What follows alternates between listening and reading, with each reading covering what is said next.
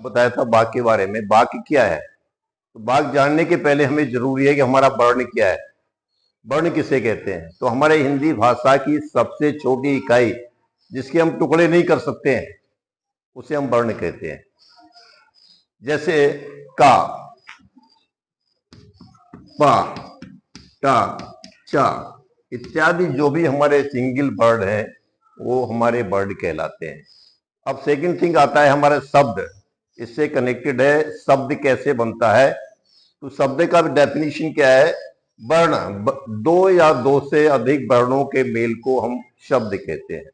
Suppose example है, देखिए से का एक वर्ण है, पा एक वर्ण है।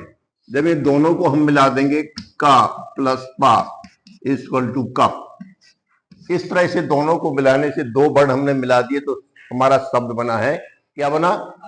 कप बन गया है। इसी तरह से और भी वर्ण है, जैसे का, म, ला, हमने तीन वर्णों को मिला दिया तो क्या बन गया? कमल।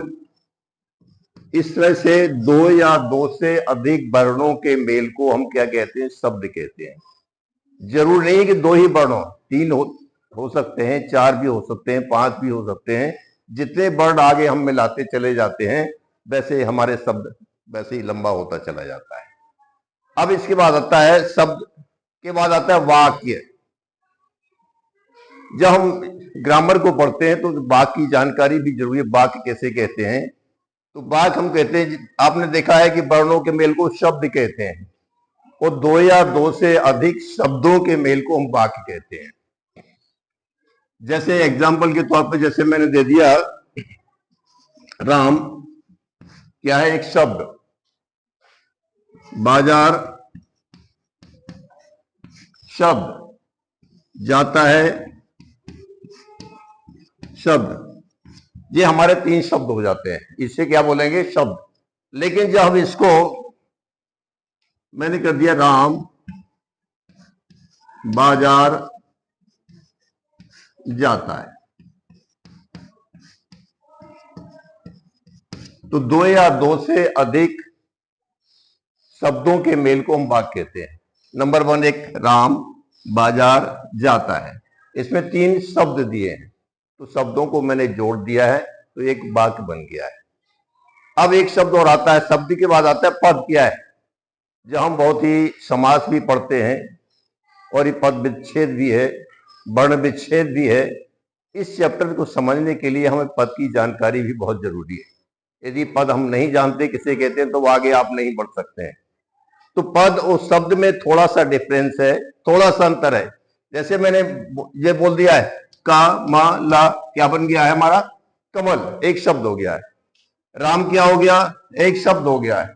बाजार एक शब्द हो गया, जाता है एक शब्द है। जब हम इनको सब एक साथ ज्वाइंट कर देते हैं, मिला देते हैं, तो उन्हीं शब्दों को हम पद कहते हैं। जैसे मैंने यहां लिख दिया राम, ये लिखा है राम बाजार जाता है, ठीक है।